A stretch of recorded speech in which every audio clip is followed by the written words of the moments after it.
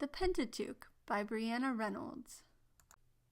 The Pentateuch, or Torah, consists of the first 5 books of the Bible: Genesis, Exodus, Leviticus, Numbers, and Deuteronomy.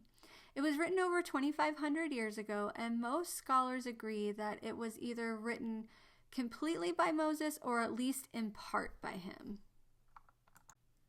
A few key stories in the book of Genesis are the creation story, when God created the heavens and the earth and everything that's in them, including man and woman. And we see the fall of man, where man disobeys God, and then there is a separation between God and man.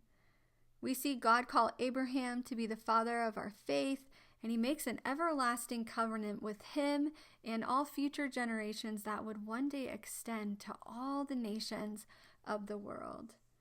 The rest of the book follows several of Abraham's relatives through moments of greatness and some serious blunders. Serious blunders. Exodus is where God makes for himself a nation out of Abraham's family. Now, this is several generations after Abraham, and they had grown in number a lot. They were a big family now.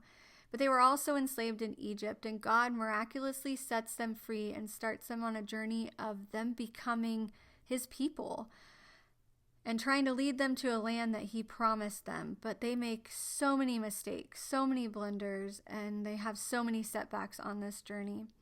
He also gives them a set of rules to follow, which are the 10 Commandments, and he tells them to make a tabernacle, and he's very specific about what this tabernacle is supposed to look like. It is wonderfully put together with so many different precious metals and amazing different fabrics, and it truly is a dwelling place for God's presence to be with them. It was beautiful and awe-inspiring, but it was also a place where they would do animal sacrifices as a way for people to have payment for their sin. It was an intersection of beauty and pain and suffering. Which leads us right into Leviticus. And Leviticus is a book that, let's be honest, gets avoided a lot of times because it's a little weird, but it's also hard to understand. But if you take a deeper look into it, you can really see God's mercy for his people. God gives his people a long list of laws and rituals and purity laws that they have to follow to a T. They cannot misstep at all. From animal sacrifices that had to be carried out to different festivals that they would follow, to purity laws, for example, having to cleanse yourself after you touch something dead. It was very meticulous. But why? Why all the rules? Was that just for fun for God to make rules? I have kids and I make a lot of rules all the time, but that's not what God was doing here. The answer to why is because God is holy.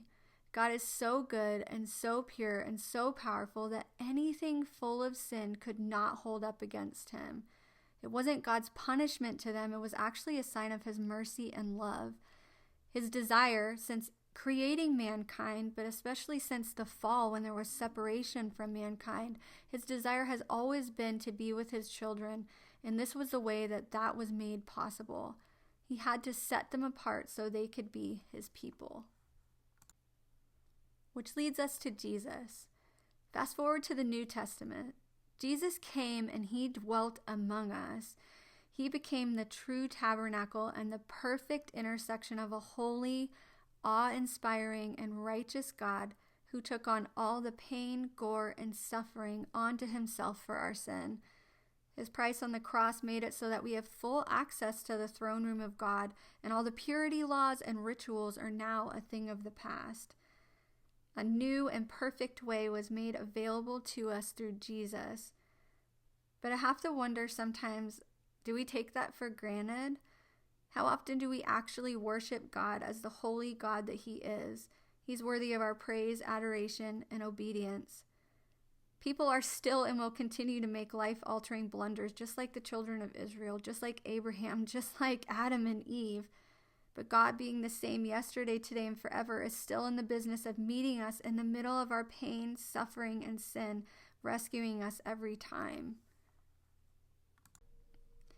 John 7:37 says, "On the last and greatest day of the festival, Jesus stood and said in a loud voice, 'Let anyone who is thirsty come to me and drink.' I'm so thankful that we serve a God that longs to dwell with his people, that had a plan for our redemption from the very beginning, and that continues to make a way for us to be with him even to this day.